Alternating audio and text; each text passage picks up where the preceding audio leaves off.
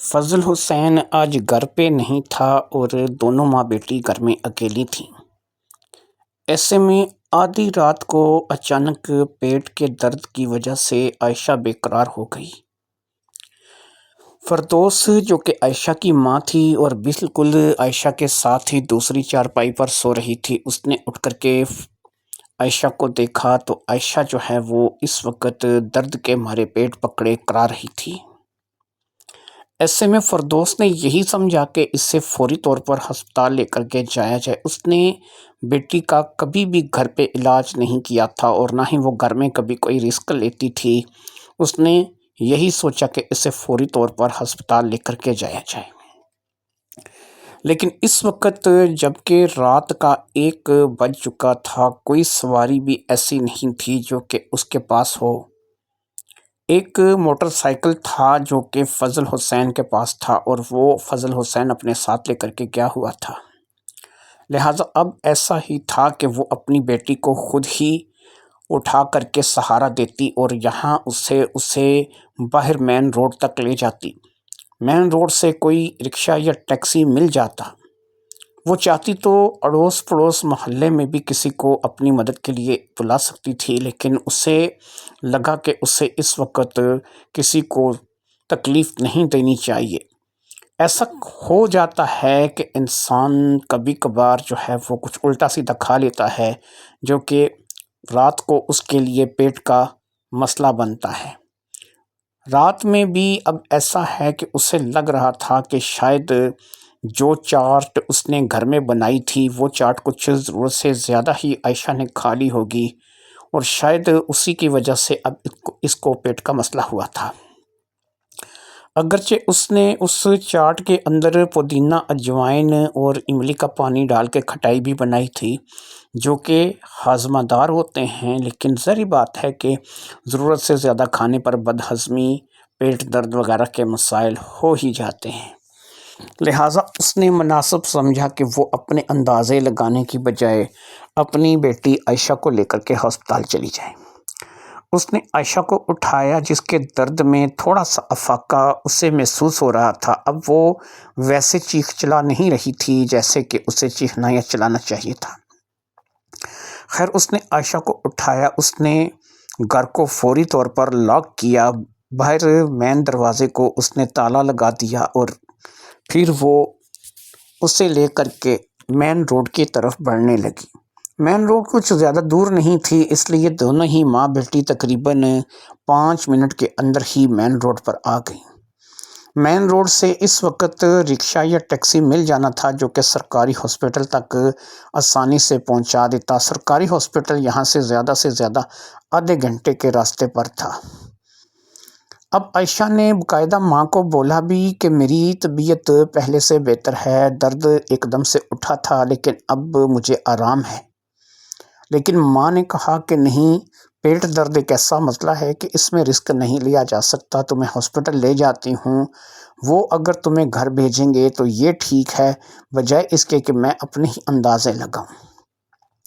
فردوس بیگم کو اس بات کا اس لیے اتنا زیادہ فکر تھا کہ اس نے ایک پہلے بھی جو کہ اس کا بھائی ہوا کرتا تھا، انجم نام تھا اس بیچارے کا، آدھی رات کو پیٹ میں درد اٹھی، اسی طریقے سے گھر میں ٹوٹکا وغیرہ کر کے اس کی جو ہے وہ اسی وقت جو بھی کرنا چاہا کیا، اس کو اجوائن وغیرہ دے کر کے اس کو کہ اسے آرام آ جائے گا، لیکن درد بڑھتا رہا اور پھر وہ درد اس قدر بڑھ گیا کہ اس بیچارے کی جان پر بن آئی، اور جب اسے ہاسپٹل لے جانے کا سوچا تو وہ ہاسپٹل تک بھی نہیں پہنچ پایا، کیونکہ فردوس نے اپنے ایک بھائی کا دکھ اٹھایا تھا، اس لیے وہ اپنی بیٹی کے معاملے میں رسک نہیں لے سکتی تھی۔ فضل حسین غصے کا بہت تیز تھا، بہت ہی زیادہ جلاد صفت شوہر تھا۔ اگر اسے کسی بات کا علم بھی ہوتا کہ فردوس نے عائشہ کے پیٹ میں درد ہوا اور فردوس نے تھوڑی سی لاپرواہی برتی اور اسے ہاسپٹل لے کر کے نہیں گئی، تو یقین کیجئے کہ فردوس کی بھی سختی آ جاتی اور ساتھ ہی ساتھ عائشہ کی بھی سختی آ جاتی۔ وہ اسی قسم کا تھا اور اس کے غصے سے دونوں ہی ماں بیٹی ڈرتی تھیں۔ بہرحال ایک ٹیکسی والے نے قریب آ کر کے پوچھا تو انہوں نے سرکاری ہاسپٹل چلنے کا کہہ دیا، اور دونوں ہی ماں بیٹی اس ٹیکسی میں بیٹھ کر کے سرکاری ہاسپٹل کے لیے روانہ ہو گئیں۔ جب وہ سرکاری ہاسپٹل میں پہنچی قریب 2 بجنے کے تھے، لہٰذا اب وہ ایمرجنسی میں لے کر کے اپنی بیٹی کو چلی گئی۔ اس وقت او پی ڈی نہیں ہوتا تھا، صرف ایمرجنسی ہی ہوتی تھی، لہٰذا ٹیکسی والے کو رخصت کرنے کے بعد وہ دونوں ایمرجنسی میں آ گئی تھیں۔ یہاں پر ڈاکٹر بھی تھے، لیڈی ڈاکٹریں بھی تھیں۔ ایک پرچی جو کہ فری میں بنا کر کے دی جاتی تھی بنائی گئی، اس کے کوئی پیسے نہیں لیے جاتے تھے، اور پھر وہ لڑکی یعنی عائشہ کو لے کر کے ایک ڈاکٹر جو کہ لیڈی ڈاکٹر تھی اس کے کمرے میں داخل ہو گئی۔ آج کچھ خاصے مریض نہیں تھے، بس جب وہ ڈاکٹر کے کمرے میں گئی تو اس وقت ڈاکٹر اکیلی ہی تھی اور ایک کتاب پڑھ رہی تھی۔ ایسا بہت کم ہوتا تھا کہ ایمرجنسی میں ڈاکٹروں کو رات کے وقت اتنا ٹائم ملے کہ وہ اپنی مرضی سے کچھ کام کر سکیں، لہٰذا آج کیونکہ ایمرجنسی میں کچھ زیادہ لوگ نہیں تھے، اس لیے ڈاکٹر کو بھی شاید کچھ کتاب پڑھنے کا موقع مل گیا تھا۔ ڈاکٹر جس کی نام کی بیچ اس کے سینے پر لگی ہوئی تھی، اس کا نام فاطمہ تھا۔ فردوس بیگم نے اپنی بیٹی کے بارے میں ڈاکٹر فاطمہ کو بتایا، اور ڈاکٹر فاطمہ جو ہے وہ اپنی کرسی سے اٹھ کر آ کر کے اس کرسی پر جس کرسی پر عائشہ بیٹھی ہوئی تھی اس کرسی پر سے اسے چیک کرنے لگی۔ اس نے باقاعدہ یعنی فردوس نے یہ بھی بتایا کہ رات میں اس نے کچھ چاٹ کھائی تھی اور 2 سے 3 پلیٹ چاٹ کی کھا گئی تھی۔ ایسی چیزوں کی یہ بڑی چٹخوری ہے، گول گپے چاٹ وغیرہ جو ہے ان کو نہیں چھوڑتی، لہٰذا اس نے چاٹ کھائی تھی، اور چاٹ کھانے سے جو ہے شاید اس کی طبیعت ایسی ہوئی ہوگی۔ تو میں چاہتی تو گھر میں بھی کوئی اجوائن وغیرہ یا کوئی دے کے کو ٹوٹکا کر سکتی تھی، لیکن میں نے مناسب سمجھا کہ میں اسے ہاسپٹل لے آؤں۔ ڈاکٹر اس دوران اسے اپنے اندازے کے مطابق سے چیک کرتی چل جا رہی تھی۔ پھر اس نے فردوس بیگم سے عائشہ کو لے کر کے سوال کیا، آپ کی بیٹی کتنے عمر کی ہے؟ اس نے کہا یہ ابھی 14 سال کی ہے، 15ویں سال میں لگی ہوئی ہے، ابھی یہ 15 کی ہوئی نہیں ہے، لیکن 14 سے اوپر ہو چکی ہے۔ ڈاکٹر نے کہا اگر آپ برا مت مانیے، سائیڈ میں ایک علیحدہ روم ہے، اگر آپ کہیں تو میں اس بچی کو وہاں لے جا کر کے دیکھنا چاہوں گی۔ فردوس بیگم نے کہا ٹھیک ہے، مجھے کیا اعتراض ہو سکتا ہے۔ اب ڈاکٹر فاطمہ نے عائشہ کو اپنے ساتھ آنے کے لیے کہا، اور ساتھ ہی اس کمرے سے جڑے ایک اور کمرے میں لے کر کے چلی گئی، جہاں پر اب ڈاکٹر فاطمہ کے علاوہ اور اس لڑکی عائشہ کے علاوہ اور کوئی بھی موجود نہیں تھا۔ قریب 10 منٹ کے بعد ڈاکٹر فاطمہ اس کمرے سے برآمد ہوئی، اور اس نے عائشہ کو جو کہ اس کے ساتھ ہی آئی تھی سامنے کرسی پر بیٹھنے کے لیے اشارہ کیا۔ اب جب دونوں ہی وہاں پر بیٹھ گئیں، یعنی کہ عائشہ اپنی کرسی پر اور ڈاکٹر فاطمہ اپنی کرسی پر، تو ایسے میں ڈاکٹر فاطمہ نے فردوس بیگم کو جو کہ عائشہ کی ماں تھی مخاطب کیا۔ اس نے کہا کہ آپ ایک شادی شدہ خاتون ہیں، آپ کی بیٹی ہے، شوہر بھی ہوگا اور بچے بھی ہو سکتا ہوں، یہ بھی ہو سکتا نہ ہوں۔ آپ کو اتنا علم نہیں ہے کہ عام پیٹ درد میں یا پھر پریگنینسی میں کتنا فرق ہوتا ہے۔ یہ بات سن کر کے فردوس بیگم ایک دم سے چونک گئی۔ اس نے کہا پریگنینسی؟ فاطمہ بیگم نے کہا ہاں پریگنینسی، اور یہ پریگنینسی بھی تھوڑی نہیں ہے، اس لڑکی کو 9واں مہینہ لگ چکا ہے۔ یہ لڑکی چند روز میں باقاعدہ ایک بچے کو جنم دینے والی ہے، جو کہ اس کی اولاد ہوگا، اس کا بچہ ہوگا۔ فردوس بیگم نے کہا دیکھیں ڈاکٹر، ہم نے بھی شادیاں کی ہیں، بچے پیدا کیے ہیں، گھر داری سنبھالی ہے، یہ کیسے ممکن ہے؟ اس کا جو پیٹ ہے وہ پہلی بات ہے کہ اس سے محسوس ہی نہیں ہو رہا کہ یہ لڑکی پریگننٹ ہے۔ دوسرا یہ ہے کہ یہ غیر شادی شدہ ایک 14 سال کی لڑکی ہے، جس کے بارے میں آپ یہ کہہ رہی ہیں کہ یہ لڑکی پریگننٹ ہے، جس کی نہ تو شادی ہوئی ہے اور نہ ہی اس کے ساتھ کچھ ایسا ہے۔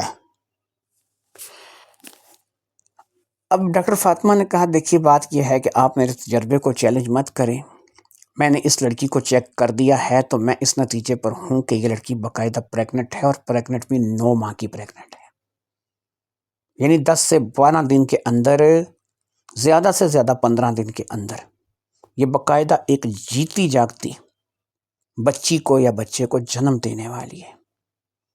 دوسرا آپ کا معاملہ رہ گیا کہ پیٹ باہر کیوں نہیں آیا، پیٹ کیوں نہیں بڑھا۔ یاد رکھیے ہر لڑکی کے ساتھ ایسا نہیں ہوتا، ہر لڑکی کی جسامت ایک جیسی نہیں ہوتی۔ بعض لڑکیوں کو ایسا ہوتا ہے کہ ان کی جو سائڈیں ہوتی ہیں یہ تھوڑی باہر نکل آتی ہیں، وہ پریگننٹ ہوتی ہیں لیکن لوگوں کو دکھائی نہیں دیتی، ان کی سائڈیں تھوڑی بری بری سی نظر آتی ہیں۔ زیادہ تر اگر کسی کو پتہ نہ ہو کہ یہ لڑکی شادی شدہ ہے یا بچے کی ماں بننے والی ہے تو اس کے بارے میں لوگ یہی اندازہ لگاتے ہیں کہ یار یہ صحت مند ہو گئی ہے، دیکھو اس کی سائڈیں ابھر کے باہر آ گئی ہیں۔ بعض لوگ سمجھتے ہیں اس کے اندر چربی، پروٹین کی مقدار بڑھ گئی ہے۔ آپ کی بیٹی کے ساتھ بھی یہی کیسا ہے کہ آپ کی بیٹی کا پیٹ نہیں نکلا، لیکن اس کی جو سائڈیں ہیں یہ ابھر کے آئی ہیں، اور اس کا جو بچہ ہے وہ باقاعدہ ٹھیک ہے، تندرست ہے، اور اس کے پیٹ میں 9 ماہ مکمل کر چکا ہے۔ 10 12 15 دن کی بات ہے، اس کی ڈلیوری ہو جائے گی۔ فردوس بیگم کی تو خوائیاں اڑنے لگیں، اس کو تو ٹھنڈے پسینے آنے لگے کہ ڈاکٹر فاطمہ کیسی باتیں کر رہی ہے، ایسا ہو نہیں سکتا۔ اس نے کہا ڈاکٹر کیسی باتیں کر رہی، اس کا باپ جلاد صفت انسان ہے، وہ مجھے اسے چھوڑے گا نہیں اگر اسے اس بات کا پتہ چل گیا۔ یہ غیر شادی شدہ لڑکی ہے، آپ پلیز اس کا کوئی ایسا ٹیسٹ کرا لو کہ جس میں یہ بات کنفرم ہو جائے۔ اب ڈاکٹر فاطمہ کی بھی ظاہری بات ہے کہ میڈیکل پروفیشن کا سوال تھا، اس کی تجربے کی بات تھی، اس کی عزت پہ بات آ گئی تھی۔ اس نے کہا ٹھیک ہے۔ اس نے آواز دے کر کے ایک نرس کو بلایا جو کہ شاید دروازے کے باہر ہی کھڑی رہتی تھی، وہ فوری طور پر حاضر ہو گئی۔ اس نے کہا طاہرہ اس بچی کا خون لے لو تھوڑا سا، اور اسے پریگننسی ٹیسٹ کے لیے فوری طور پر بھیج دو، اپنے ہاسپٹل کے اندر جو لیب ہے وہیں پر بھیجو، مجھے 15-20 منٹ میں یا زیادہ سے زیادہ آدھے گھنٹے میں اس کی رپورٹ چاہیے۔ طاہرہ نے فوری طور پہ سرنج کے ذریعے سے عائشہ کا تھوڑا سا خون نکالا، اور اس سے باقاعدہ جو ہے وہ سیمپل بنا کر کے وہ خود ہی لے کر کے چلی گئی۔ ڈاکٹر فاطمہ نے کہا کہ آپ ایسا کیجئے کہ فی الحال یہاں سے اٹھ کر کے وہاں سامنے بینچ پر بیٹھ جائیے، آدھے گھنٹے تک انتظار کرنا پڑے گا، اگر اس دوران کوئی مریض آتا ہے تو میں وہ بھی دیکھ لوں گی، اور اگر نہیں آیا تو آدھے گھنٹے بعد جیسے ہی رپورٹ آئے گی آپ میرے پاس آ جائیے گا، میں آپ کو رپورٹ کے بارے میں بتا دوں گی، اور وہ رپورٹ جو کہ اس بچی کے خون سے ہے، کسی بھی لیبارٹری میں کسی بھی ڈاکٹر کو، کسی بھی جاننے والے کو جہاں پر آپ مطمئن ہوں جا کر کے چیک کرا لیجئے گا۔ جس کو بھی جا کر چیک کرائیں گے وہ آپ کو یہی رپورٹ دے گا کہ یہ لڑکی باقاعدہ پریگننٹ ہے، ماں بننے والی ہے، اور یہ 9 مہینے کا حمل ہے، یہ یاد رکھیے گا۔ باقی وہ جو پیٹ والی کہانی آپ سنا رہی ہیں، میں نے آپ کو بتا دیا ہے کہ ہر لڑکی کا پیٹ نہیں بڑھتا، بعض لڑکی ایسے ہوتا ہے کہ اس کی سائڈیں جو ہیں وہ تھوڑی سی باہر نکل آتی ہیں، اور بچہ جو ہے وہ محفوظ ہوتا ہے، اور پیٹ کی جو بڑھوتری ہے وہ اس حساب میں نہیں ہوتی، تھوڑا بہت بڑھتا ہے لیکن اتنا نہیں کہ لوگوں کی نظروں میں آ سکے۔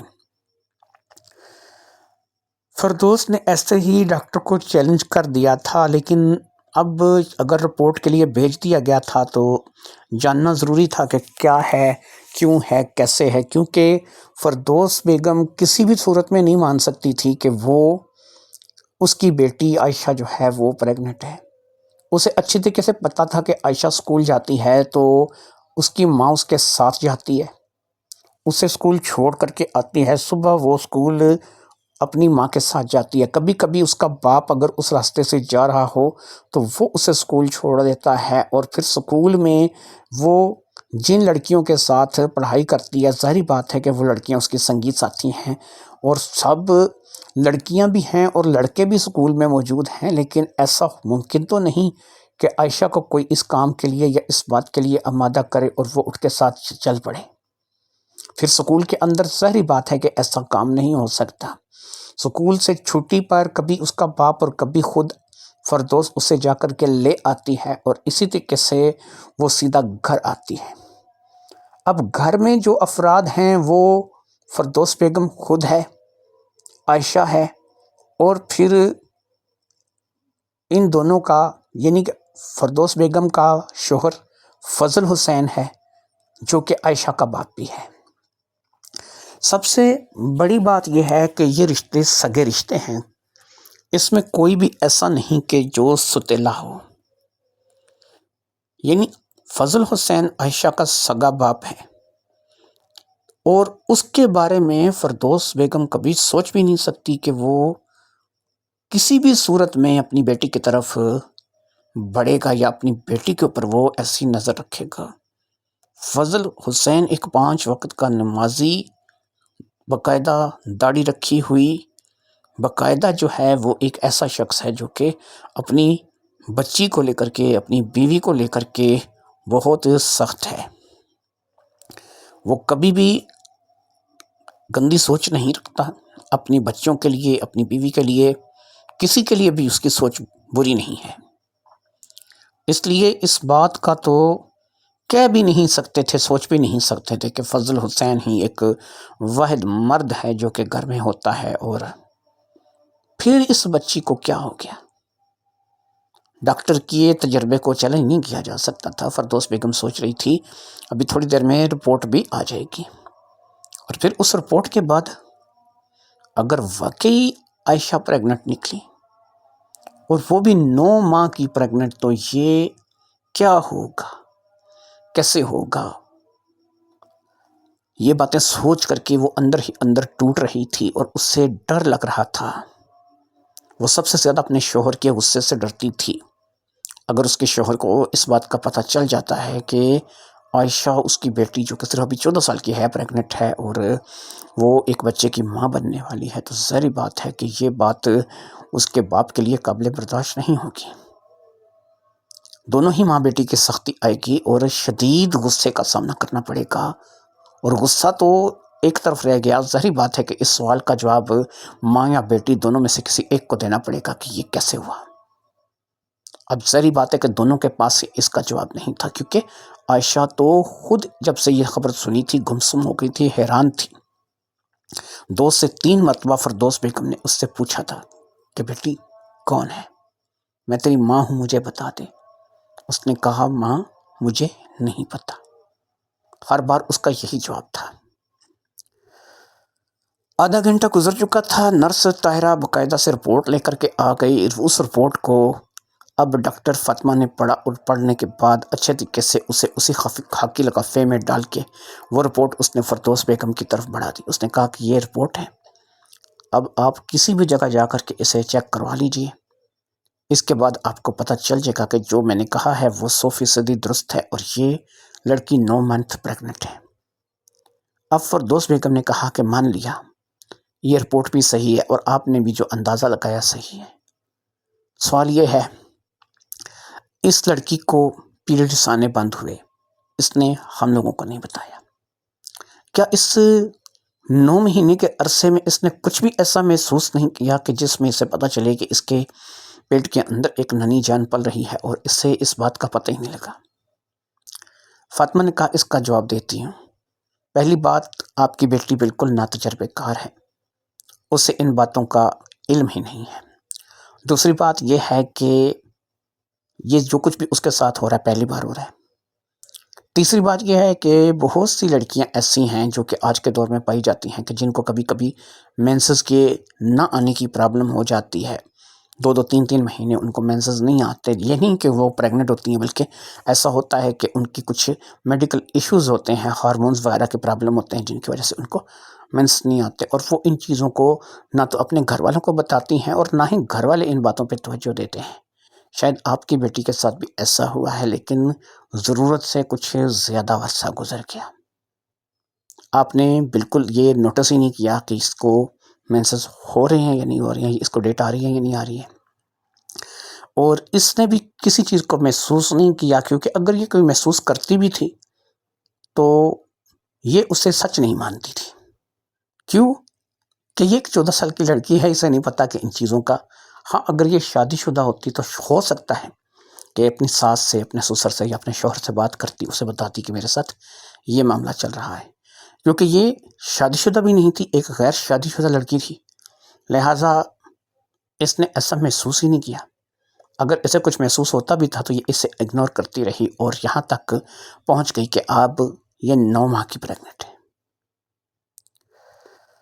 فردوس بیگم نے آگے بڑھ کر ڈاکٹر فاطمہ کے پاؤں پکڑ لیا. اس نے کہا کہ میں تو لٹ جاؤں گی، برباد ہو جاؤں گی، مجھے سمجھ نہیں آ رہی میں کیا کروں.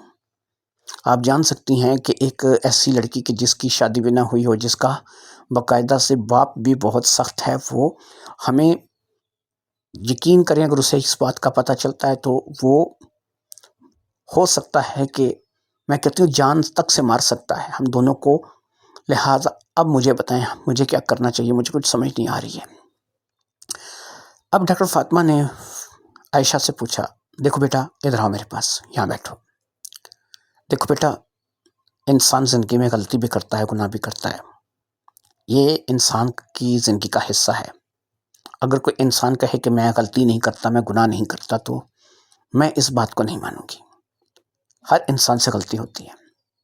دیکھو بیٹا، میں جو تم سے بات پوچھنے جا رہی ہوں، تمہاری امی ہیں یہ بھی ڈری ہوئی ہیں، کہتی ہیں تمہارے ابو بہت سخت ہیں، ان کی طبیعت بہت سخت ہے. ایسے میں بیٹا میں تم سے یہ جاننا چاہوں گی یہ کیسے ہوا ہے. دیکھو بیٹا، جب تک کیونکہ یہاں پہ یہ کوئی وہ دور نہیں رہ گیا کہ یہ اس کو کوئی معجزہ یا کرامت مانگی. یہ کوئی معجزہ یا کرامت نہیں ہے، بلکہ ایسے ہوا ہے تو بیٹا آپ کے ساتھ یہ مسئلہ ہوا ہے. یہ کب ہوا؟ کیونکہ آپ 9 منتھ پریگننٹ ہیں. یہ کام ایسا کچھ آپ کے ساتھ آج سے 10-11 ماہ پہلے، 1 سال پہلے ہوا ہوگا. کچھ یاد کرو، آج سے 1 سال پہلے آپ کی زندگی میں کوئی ایسی بات ہوئی ہو، کوئی ایسی چیز جسے آپ نے محسوس کیا ہو، کوئی ایسا کام جو کہ آپ کو عجیب لگا ہو. کیونکہ جب تک آپ بتاؤ گی نہیں اس وقت تک آپ کی امی بھی پریشان رہیں گی اور مجھے بھی پریشانی رہے گی کہ یہ کیسے ہو گیا. ایک دم سے جواب مت دو، سوچو، اپنے ذہن میں آرام سے سوچ کے اس بات کا جواب دو. اپنی آنکھیں بند کر لو، اپنا سر کرسی کے ساتھ ٹکا لو. اس کے بعد سوچو. اتنی زیادہ پرانی بات نہیں ہے کہ تمہیں سمجھ نہیں آئے. آج سے 1 سال 11 ماہ 10 ماہ پہلے کی بات سوچو. ایسا کچھ ہوا، کوئی ایسا شخص، کوئی ایسی بات جو تم جانتی ہو لیکن اس وقت تمہیں یاد نہیں آ رہی. ٹھنڈے دماغ سے سوچو. کوئی بھی عجیب بات ہے تو بتا دو. اب واقعی عائشہ نے ڈاکٹر کے کہنے پر اپنی آنکھیں بند کر کے اپنا سر کرسی کے ساتھ ٹکا لیا اور پھر وہ اپنی زندگی کے بارے میں اور اپنی زندگی کے پچھلے 1 سال کے بارے میں سوچنے لگی.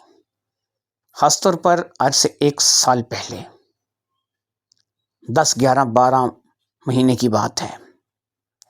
کوئی ایسا واقعہ، کوئی ایسی چیز، کوئی ایسی انہونی، لیکن کوئی بھی تو بات نہیں تھی جو کہ اس کے سمجھ میں آ رہی ہو.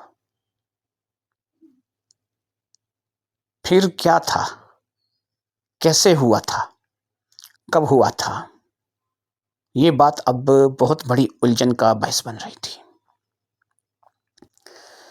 اس الجھن کا کوئی حل نہیں تھا. کچھ سمجھ نہیں آ رہا تھا کہ کیا ہونا ہے. اس نے جٹ سے اپنی آنکھیں کھول دی. اس نے انکار میں سر ہلایا. اس نے کہا نہیں، مجھے ایسا کچھ بھی محسوس نہیں ہو رہا، کچھ یاد نہیں آ رہا، کچھ بھی تو نہیں ہے، کچھ بھی نہیں ہوا. ڈاکٹر فاطمہ نے کہا دیکھیے فردوس صاحبہ، مجھے تو ایسا لگتا ہے کہ جو کچھ بھی ہوا ہے وہ شعور اور لاشعور کی کہانی ہے۔ فردوس بیگم نے کہا وہ کیا ہوتا ہے؟ ڈاکٹر فاطمہ نے کہا کہ شعور اور لاشعور میں یہ ہوتا ہے کہ جب ایسا کچھ آپ کی بیٹی کے ساتھ ہوا، اس وقت آپ کی بیٹی اپنے حواس میں نہیں تھی۔ اس کے 3 آپشن ہیں۔ یہ اس قدر شدید سو رہی تھی کہ اس کے ساتھ یہ سب کچھ ہو گیا لیکن اس کی آنکھ نہیں کھلی۔ نمبر 2، اسے کوئی ایسی چیز دے کر سلا دیا گیا، نیند کی گولیاں، کوئی ایسی دوائی کہ جس سے جو بھی اس کے ساتھ ہوا اسے پتہ ہی نہیں۔ نمبر 3، اسے کوئی ایسی چیز دی کہ یہ اپنے ہوش میں تھی لیکن بعد میں ہی بھول گئی، اسے یاد ہی نہیں رہا کہ کیا تھا کیا نہیں ہوا۔ کوئی ایسی چیز کہ 3-4 گھنٹے کی یادداشت اس کی چلی گئی، اسے نہیں پتہ لگا کہ ان 3-4 گھنٹوں میں کیا ہوا۔ بہرحال تینوں میں سے کچھ بھی ہوا اسے یاد نہیں۔ پہلی جو بات میں نے کی ہے، انتہائی شدید نیند، لیکن انتہائی شدید نیند میں بھی اگر کچھ ایسا ہو تو احساسات انسان کے جاگ جاتے ہیں، انسان کو پتہ چلتا ہے، اور انسان کے اندر کا جو نظام انسان کی باڈی کو ڈیفینڈ کرتا ہے وہ اس سے آگاہ کرتا ہے کہ کچھ غلط ہے۔ ایسا پہلی جو چیز ہے وہ ناممکن سے، وہ نہیں ہو سکتی۔ دوسری چیز، کوئی ایسی میڈیسن جس نے ہوش سے بیگانہ کر دیا ہو، گہری بے ہوشی، یہ ممکن ہے۔ تیسری چیز، کوئی ایسا نشہ، کوئی ایسی چیز کہ جس سے یہ ہوش میں بھی ہو اور 2-3 گھنٹے کا اسے بھول گیا ہو، اسے یاد ہی نہ رہا ہو۔ کوئی ایسی چیز ضرور ہے، لیکن اس میں سے کیا ہے ابھی فی الحال تو نہیں بتایا جا سکتا۔ ابھی تو یہ دیکھنا ہے، یہ سوچنا ہے کہ یہ لڑکی باقاعدہ 9 منتھ پریگننٹ ہے اور 10 سے 12 دن میں اس لڑکی کی ڈیلیوری ہو جائے گی۔ جیسا کہ تم اپنے شوہر سے ڈری بیٹھی ہو، یہ اپنے باپ سے ڈری بیٹھی ہے، کیا جواب دو گے اپنے شوہر کو؟ تم کیا جواب دو گی؟ یہ اپنے باپ کو کیا جواب دے گی؟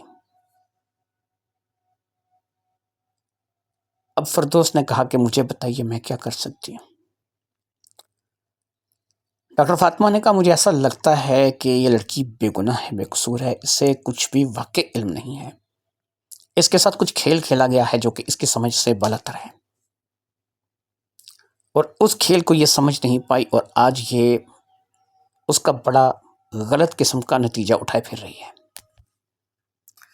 لہٰذا ایک بات ہو سکتی ہے، میں بھی ایک ماں ہوں، میرے بھی بچے ہیں، میں آپ کی پریشانی کو سمجھ سکتی ہوں۔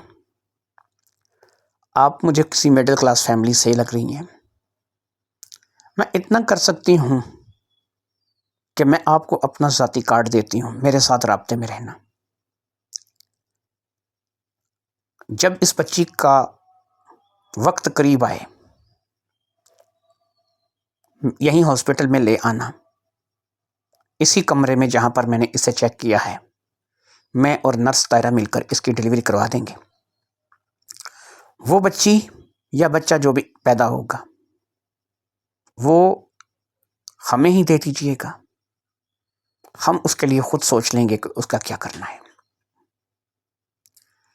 اس کے بعد آپ اپنے شوہر کو کوئی بھی بہانہ بنا سکتی ہیں، ایک آدھ دن آپ کی بیٹی ہاسپٹل رہے گی، اس کے بعد اسے گھر لے جائیے گا اور آئندہ آنکھیں 4 رکھیے گا۔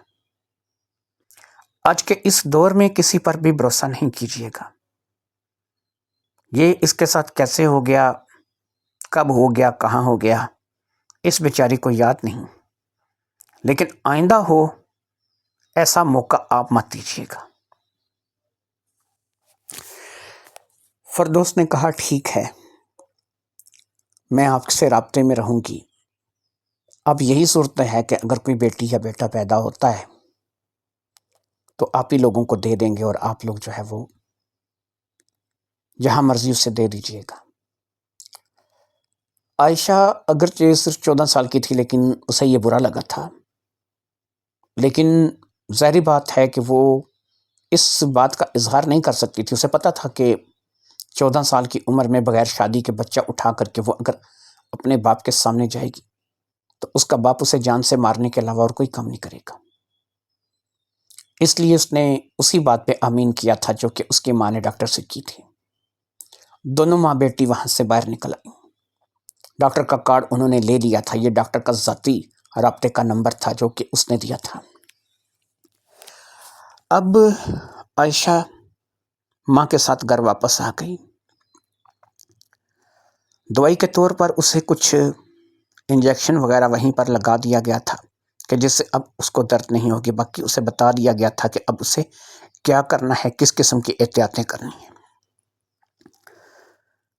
وہ دونوں ماں بیٹی گھر تو آ چکی تھیں اور صبح کے قریب 4 بج چکے تھے۔ نیند دونوں کی ہی آنکھوں سے غائب تھی اور دونوں ہی ایک دوسرے کا چہرہ دیکھ رہی تھی۔ فردوس بیگم اب بھی اس سے 2 سے 3 مرتبہ یہاں گھر لا کر کے بھی پوچھ سکی تھی کہ بیٹا اگر کچھ ہے، کچھ چھپا رہی ہو تو بتا دو۔ ہر بار اس کا ایک ہی جواب ہوتا تھا، ماں مجھے نہیں پتا، ماں مجھے نہیں پتا۔ جب جب عائشہ یہ جواب دیتی کہ ماں مجھے نہیں پتا، فردوس بیگم کو ایک غصے کی لہر دوڑ جاتی۔ ظاہری بات ہے کہ اس لڑکی کے ساتھ کچھ ہوا تھا، لیکن یہ جب بھی پوچھو اس کا ایک ہی جواب تھا کہ ماں مجھے نہیں پتا۔ اس کا کہنے کا مقصد یہی تھا کہ اگر اس لڑکی کو ان باتوں کا نہیں پتا اور اس کے ساتھ ایسا سب کچھ ہوا ہے تو کون ہے جو کہ اس کا مجرم ہو سکتا ہے۔ کوئی سمجھ میں بات فردوس بیگم کے نہیں آ رہی تھی، اور پھر ایسا ہوا کہ آخرکار دونوں ماں بیٹی سونے کے لیے لیٹ ہی گئیں۔ ڈاکٹر فاطمہ کی باتیں فردوس بیگم کے دماغ میں گونج رہی تھیں۔ جو بھی تھا بہت مشکل تھا، اتنا آسان نہیں تھا جتنا لگ رہا تھا۔ جو بچی یا بچہ پیدا ہوگا وہ ڈاکٹر فاطمہ خود رکھ لے گی، عائشہ ماں کے ساتھ گھر واپس آ جائے گی اور یہ راز راز ہی رہے گا، اور اس کے باپ کو یعنی عائشہ کے باپ کو اس بات کا کبھی بھی پتہ نہیں لگے گا، اور نہ ہی اسے پتہ لگنے دینا ہے، کیونکہ اگر اسے پتہ چل گیا تو عائشہ کی جان تک جا سکتی ہے، کیونکہ وہ اسی قسم کا انسان تھا۔ وہ محبت بھی بے حد کرتا تھا لیکن غصے کا بہت برا تھا، اور خاص طور پر اس معاملے میں وہ عائشہ کو بالکل معاف نہیں کرے گا۔ لیکن اگر عائشہ نے اس کے سامنے بھی یہی کہا کہ ابو مجھے نہیں پتا، تو اس کا جواب ظاہری بات ہے کہ یہ نہیں ہوگا، جیسا کہ فردوس بیگم برداشت کرتی چلی جا رہی تھی۔ غصے کی ایک لہر اس جواب کے ساتھ فردوس بیگم کے بھی اٹھتی تھی، لیکن ظاہری بات ہے کہ وہ ماں تھی اور کوئی تماشا کرنا نہیں چاہتی تھی۔ سب سے بڑی بات جو فردوس بیگم کے حق میں تھی کہ اس کا پیٹ ویسے نہیں بڑا تھا جیسے کہ پریگننٹ لڑکیوں کا بڑھتا ہے۔ اس سے بالکل جو ہے اس بات کا احساس ہی نہیں ہوا تھا۔ اس کی سائڈیں واقعی تھوڑی ضرورت سے زیادہ بڑھ گئی تھیں، لیکن وہ شاید لوگوں نے یہی قرار دیا تھا کہ ایک ایسی لڑکی جو کہ جوانی چڑھ رہی ہے، اس کی صحت ہے، اس کی صحت مندی کی طرف اشارہ کرتی، لیکن یہ صحت مندی نہیں تھی، اصل میں یہ سائڈیں اسی لیے ابھر گئی تھیں کہ پیٹ نہیں بڑا تھا تو سائڈیں ابھر کر سامنے آ گئی تھیں۔ کیا کیا جائے کیا نہ کیا جائے، کون ہے اور کون اس بچی کا مجرم ہے، یہ باتیں ظاہری بات ہے کہ فردوس بیگم کے تو علم میں نہیں تھیں۔ فضل حسین کا جو کاروبار تھا وہ یہی تھا کہ وہ دوسرے شہروں سے جا کر کے سامان خرید کے لے کر کے آتا تھا اور یہاں پر اپنے شہر میں لا کر کے مہنگے داموں اسے فروخت کرتا تھا۔ اس کام کے لیے اس نے باقاعدہ اپنا ایک سٹال بنا رکھا تھا، اور آج کل بھی وہ سامان لینے کے لیے ہی باہر گیا ہوا تھا۔ جب وہ سامان لے کر کے واپس آ گیا، ظاہری بات ہے کہ 2 دن تو اسے لگ چکے تھے۔ پھر وہ اپنے سٹال کی طرف متوجہ ہوا۔ جب وہ گھر آیا اس وقت تک نہ صرف کہ فردوس بیگم اپنے آپ کو سنبھال چکی تھی، بلکہ اس نے عائشہ کو بھی بار بار یہ بات سمجھا دی تھی کہ غلطی سے بھی ان باتوں کا ذکر باپ کے سامنے مت کر بیٹھنا۔ عائشہ سمجھدار تھی، اتنی بھی کاکی نہیں تھی، لہٰذا اس نے ماں سے یہی کہا کہ ٹھیک ہے، میں کوشش کروں گی کہ کبھی بھی ابو کے سامنے اس باتوں کا ذکر نہ کروں۔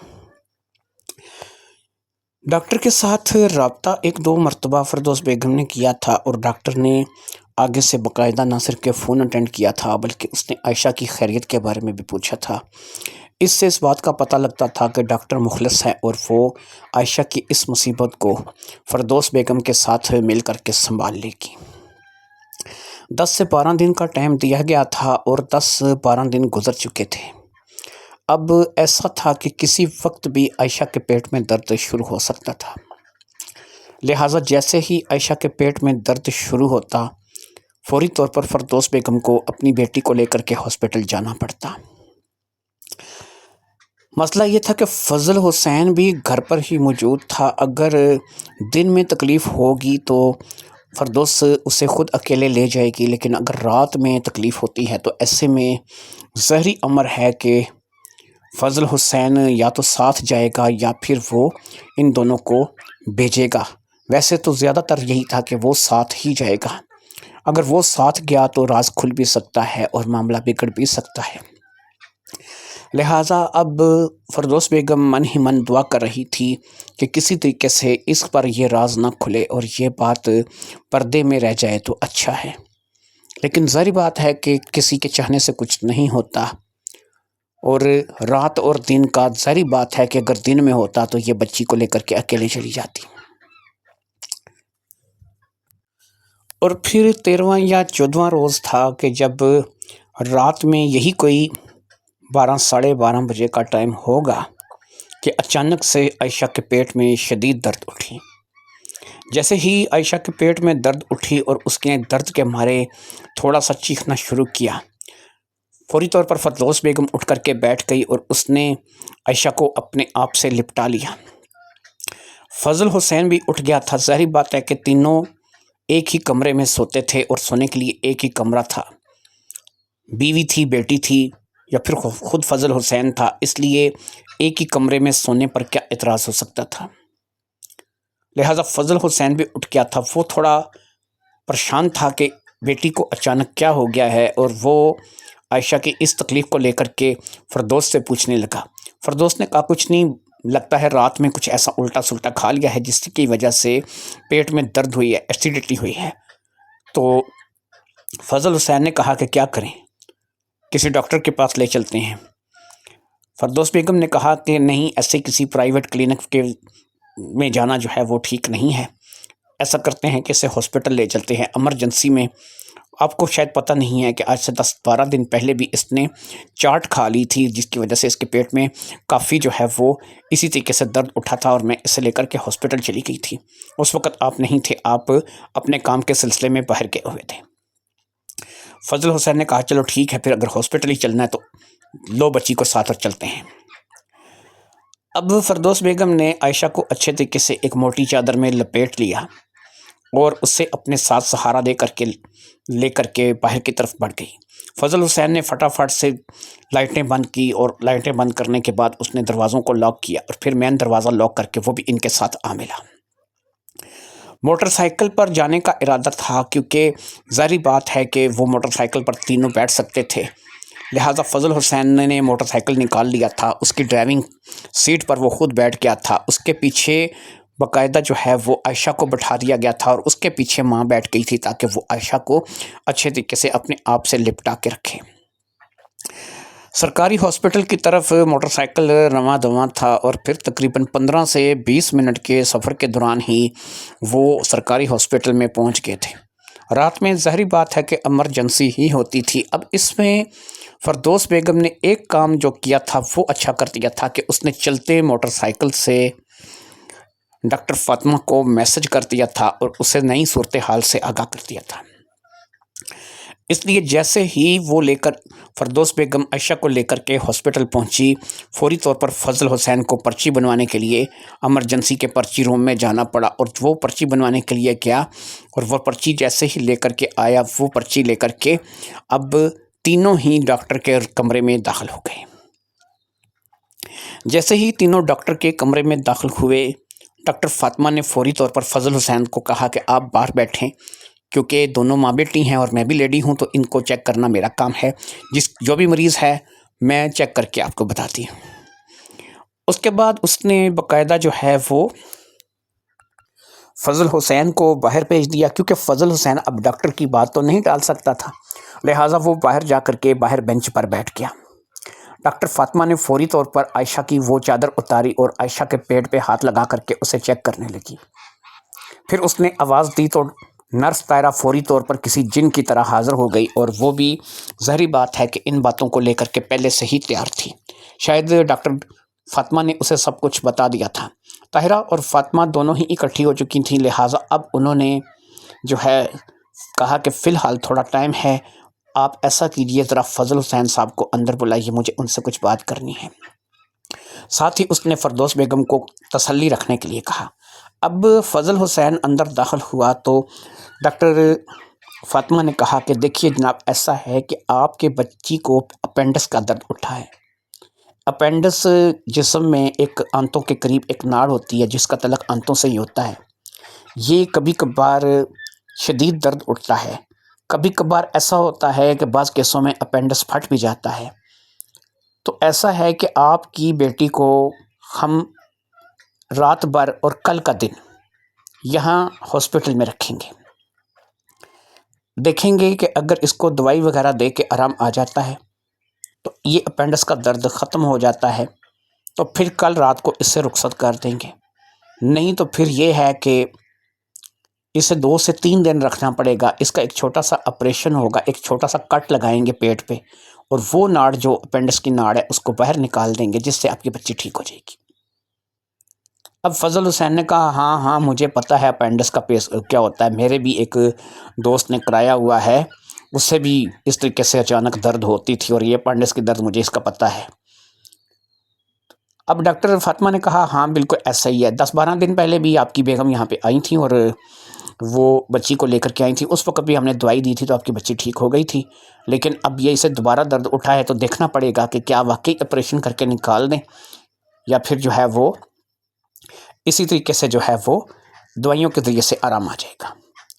तो अब ऐसा है कि आप भी यहाँ पर परेशान होंगे, बेगम भी आपकी परेशान होगी, तो हॉस्पिटल में क्योंकि ये बेटी है आपकी, इसके पास आपकी बेगम ही रहे तो बेहतर है। आप आराम से घर जाएं, घर जाके आराम करें, बेफिक्र हो जाएं। ये कोई इतना लंबा चौड़ा मसला नहीं है कि आपको परेशानी होगी। अब घर जाके आराम करें, सुबह उठें, आना चाहें हॉस्पिटल आकर के अपनी बच्ची की खैरियत पता कर सकते हैं। काम पे जाना चाहें काम पे चले जाएं, आपको फ़ोन के ज़रिए से बच्ची की खैरियत से आगाह कर दिया जाएगा। सुबह आपको ये बता दिया जाएगा कि इसका अपेंडिक्स का ऑपरेशन करना है, ये दवाइयों के ज़रिए ठीक हो जाएगी। माँ बच्ची के पास रहेगी, इसलिए अब इसे यहीं छोड़ जाएं और आप घर चले जाएं। वैसे ही खामखा आप बाहर बैठना चाहते हैं तो फिर ये आपकी अपनी मर्ज़ी है, लेकिन घर जाएंगे, आराम से कौन से सोएंगे, आराम करेंगे, अपने काम पे तवज्जो करेंगे। छोटा सा मसला है, कल तक हल हो जाएगा। फ़ज़ल हुसैन ने कहा, चलो ठीक है, फिर मैं घर जाता हूँ और सुबह तक जो है वो आप बता दीजिए कि ऑपरेशन करना है या फिर क्या करना है, क्योंकि ज़ाहिर बात है कि अगर ऑपरेशन करना है तो उसके लिए 4 पैसे भी इकट्ठे करने होंगे। डॉक्टर फातिमा ने कहा, नहीं इतना ज़्यादा खर्चा नहीं है आपका, आएगा 20-25 हज़ार, ज़्यादा से ज़्यादा आप ज़हन में रखें, अगर ख़र्चा आया तो इतना तो लग जाएगा, चाहे सरकारी हॉस्पिटल है लेकिन इतना लग जाएगा, लेकिन इससे कम नहीं हो सकता। मैं भी कोशिश करूँगी कि ज़्यादातर काम अंदर से ही हो जाए, लेकिन फिर भी अगर कुछ बाहर से मंगवाना पड़ा तो 20-25 हज़ार रुपये ज़हन में रखें। फ़ज़ल हुसैन ने कहा, चलो ठीक है, इतना तो मैं आसानी से कर लूँगा। इसके बाद फ़ज़ल हुसैन वहाँ से रवाना हो गया। फ़ज़ल हुसैन से वहाँ से चले जाने के बाद अब ताहिरा और डॉक्टर फातिमा عائشہ کو لے کر کے دوسرے کمرے میں چلی گئیں، اور ظاہری بات ہے وہ ایک چھوٹا سا کمرہ تھا جو کہ مریضوں کے چیک اپ کے لیے رکھا گیا تھا۔ وہاں پر باقاعدہ ایک بستر تھا جو کہ بیڈ کی شکل میں تھا، اور وہاں پر کچھ ایسے آلات بھی موجود تھے جو کہ ظاہری بات ہے کہ سرجری وغیرہ یا دیگر معاملات میں کام آتے تھے۔ پھر یہ ہے کہ طاہرہ ایک ٹرینڈ نرس تھی اور اس قسم کے معاملات اچھے طریقے سے جانتی تھی۔ وہ خود کوئی 22-24 سال کی نوجوان لڑکی تھی۔ ڈاکٹر بھی تجربے کار تھی، اس سے بھی ان چیزوں کا پتہ تھا۔ صرف پریشان تھی تو باہر فردوس بیگم تھی جو کہ ڈاکٹر والے کمرے میں بیٹھے انتظار کر رہی تھی۔ قریب 40 یا 45 منٹ تک اسی طریقے سے فردوس بیگم باہر بیٹھی انتظار کرتی رہی، اور پھر ڈاکٹر فاطمہ اندر سے برآمد ہوئی۔ اس نے کہا مبارک ہو، بیٹی ہوئی ہے۔ عائشہ کے ہاں بیٹی ہوئی ہے، اور بچی اور ماں دونوں صحت مند ہیں۔ عائشہ کو تھوڑی مسئلہ تھا تو اس کو جو ہے وہ فی الحال جو ہے ابھی وہ ہوش میں نہیں ہے۔ خود اسے بے ہوش کر دیا ہے کہ اسے طاقت کا کوئی ٹیکہ وغیرہ لگایا ہے کہ ابھی اس نے ڈلیوری دی ہے، اس لیے بیچاری کیونکہ کم عمر ہے اس لیے تھوڑی دیر میں اسے ہوش آ جائے گی۔ اب اس بچی کو باقاعدہ باہر لایا گیا۔ فردوس بیگم نے اس بچی کو دیکھا، بہت ہی پیاری بچی تھی جو کہ ایک سفید رنگ کے کپڑے میں لپیٹ رکھی تھی۔ کہاں دل چاہتا ہے کہ بچی کو چھوڑ کر کے جائیں؟ چاہے اس کے باپ کا پتہ نہیں تھا، لیکن اس کی ماں کا تو پتہ تھا کہ عائشہ کی بیٹی ہے۔ لیکن فضل حسین کو کیا جواب دیں گے؟ تھوڑی دیر میں عائشہ کو بھی ہوش آ گیا، اس سے بھی وہاں سے باہر لے آیا گیا۔ یہاں پر بھی اسے باقاعدہ ایک صوفے پہ لٹا دیا گیا۔ اس کمرے میں کوئی بیڈ نہیں تھا، وہ ایک صوفے پر لیٹ گئی۔ وہ اب ہوش میں تھی، ماں سے باتیں کر رہی تھی، بچی بھی اس کے ساتھ لٹا دی گئی۔ بچی کو دیکھتی، ایک نظر اپنی ماں کو دیکھتی، شاید وہ کہنا چاہتی تھی کہ ماں اس کو چھوڑ کے مت جاؤ، ماں میں اپنی بچی کے بغیر نہیں رہ سکوں گی، ماں کسی طریقے سے ماں ابو کو منا لو، کسی طریقے سے ابو کو سنبھالو۔ ماں مجبور تھی اور عائشہ بھی مجبور تھی۔ وہ صرف دیکھ سکتی تھی ماں کی طرف، لیکن اسے پتا تھا کہ ماں اس سے زیادہ مجبور ہے۔ اسے پتا تھا کہ اس کا باپ کس قدر سخت طبیعت کا آدمی ہے، وہ کسی بھی شکل میں اس بچی کو قبول نہیں کرے گا۔ دونوں ماں بیٹی کا چہرہ اترا ہوا تھا، ان کو خوشی بھی تھی اور خوشی کے ساتھ ساتھ دکھ بھی تھا۔ ڈاکٹر فاطمہ آگے بڑھی، اس نے دونوں کو تسلی دی۔ اس نے کہا کہ دیکھو بات یہ ہے، اس لڑکی کو میں لے رہی ہوں۔ اب کیوں لے رہی ہوں یہ بھی میں تمہیں بتاتی ہوں۔ میرے بیٹی کی شادی کو 3 سال ہو چکے ہیں، لیکن میری بہو کے ہاں اولاد نہیں ہے۔ میں نے اپنی بہو کا چیک اپ کیا تھا اور اس میں بہت مشکل ہے کہ وہ زندگی میں کبھی کسی لڑکی کو یا کسی لڑکے کو جنم دے سکے، ماں بن سکے۔ اس لیے اس بات کو لے کر کے میں پریشان رہتی تھی، اور میں اکثر سوچتی تھی کہ ہاسپٹل سے اگر مجھے کوئی بچہ اپنی مرضی سے گود دے دے، یا پھر میں کسی دارالعمان یا یتیم خانے سے اپنی بہو کے لیے کوئی بچہ لے آؤں۔ پھر جب عائشہ والا کیس آیا تو میرے ذہن میں آیا کہ مجھے کسی یتیم خانے دارالعمان جانے کی ضرورت کیا ہے؟ عائشہ کے جو بھی بیٹی بیٹا ہوگا اس سے میں اپنی بہو کی گود میں ڈال دوں گی، اپنے گھر اسے اپنا جو ہے وہ اپنے گھر پالوں گی، میں اس کی دادی بن جاؤں گی۔ لہٰذا تم دونوں اس بات کو لے کر کے پریشان نہ ہو، تم دونوں کو میں اپنی بہو سے بھی ملاؤں گی، اور اس بیچاری کو یہ بھی بتاؤں گی کہ تم لوگوں کس مجبوری میں یہ بچی ہمیں دے رہے ہو۔ ساری بات ہے اسے بچی ملے گی، اسے کسی چیز کا اعتراض نہیں ہوگا،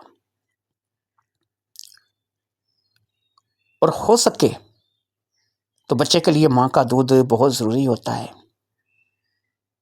اب ایسا ہے کہ میری بہو کوشش کرے گی کہ وہ تم لوگوں سے ملے، خاص طور پر عائشہ کے ساتھ۔ جب عائشہ کو وقت لگے وہ میری بہو کے پاس گھر آ جائے، میری بہو کو وقت لگے وہ عائشہ سے ملے، کچھ ماں کا دودھ، چلو کچھ فیڈر کا دے لیں گے. اس طریقے سے چوری چھپے کام چلائیں گے اور کوشش کریں گے کہ کسی کو محسوس بھی نہ ہو.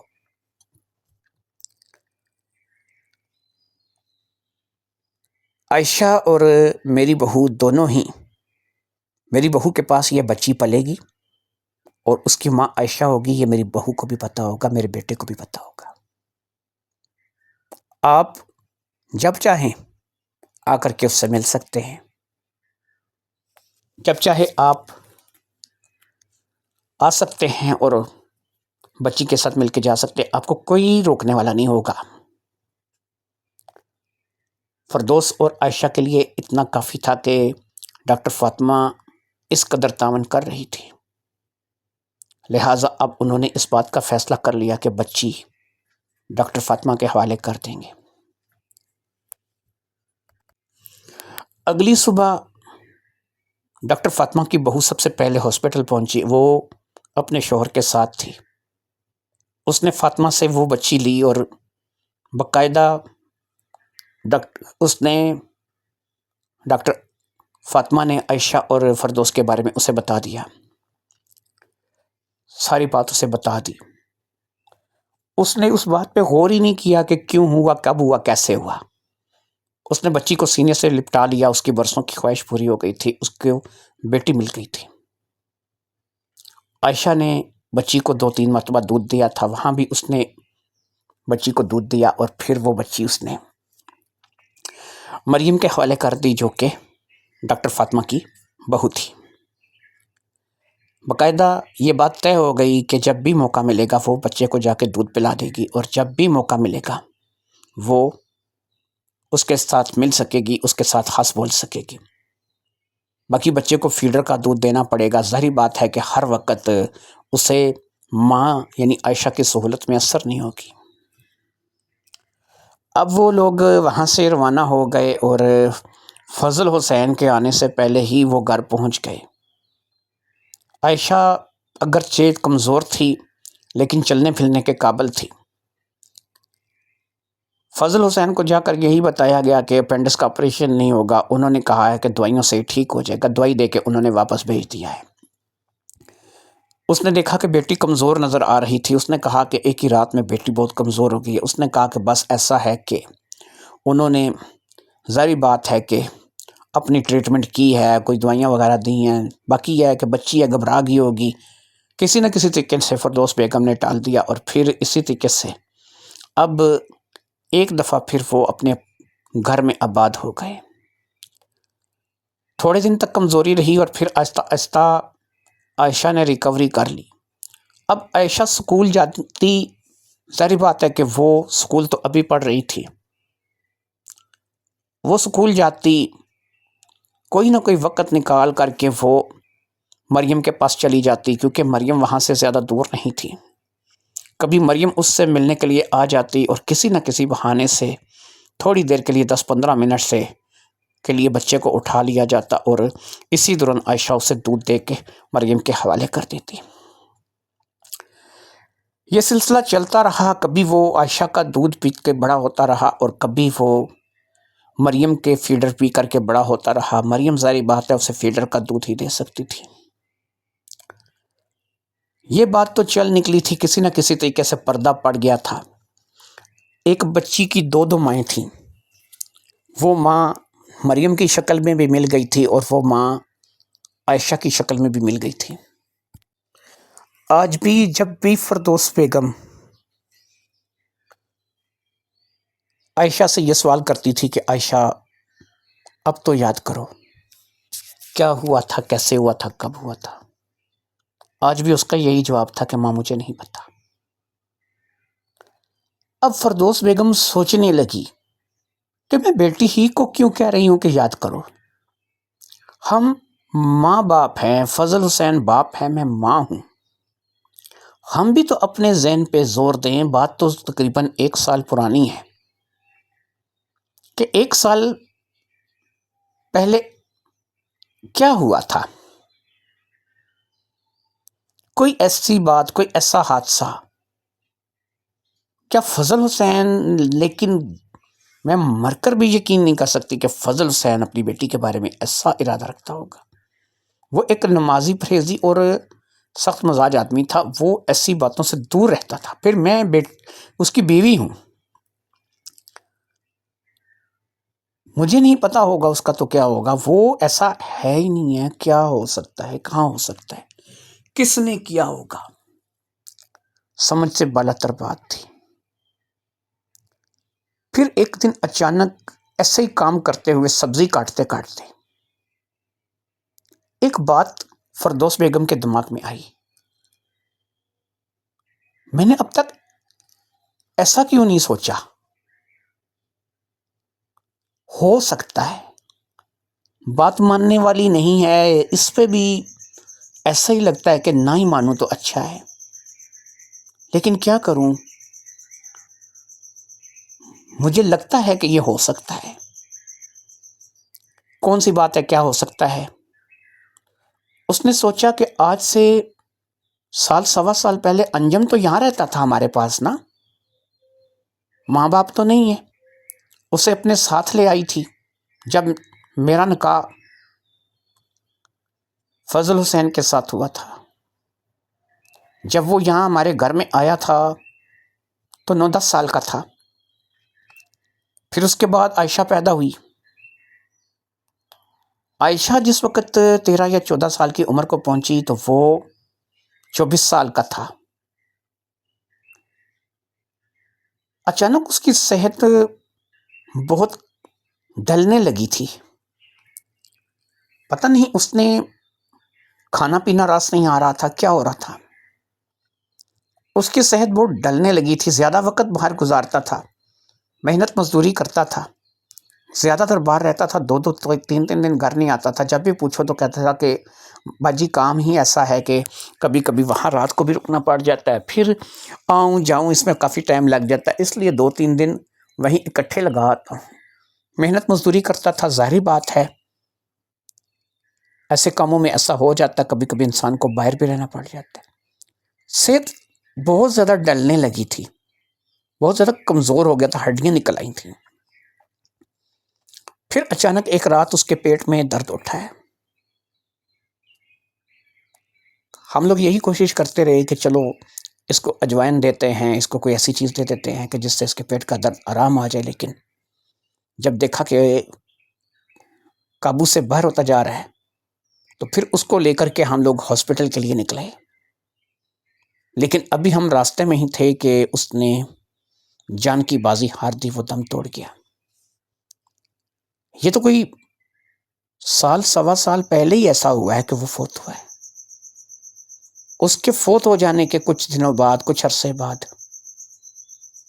عائشہ کے پیٹ میں درد ہوا تھا اور عائشہ کو میں لے کر کے پہلی بار ہاسپٹل گئی تھی، یعنی اس وقت تک اسے فوت ہوئے تقریباً سال بھر ہو چکا تھا۔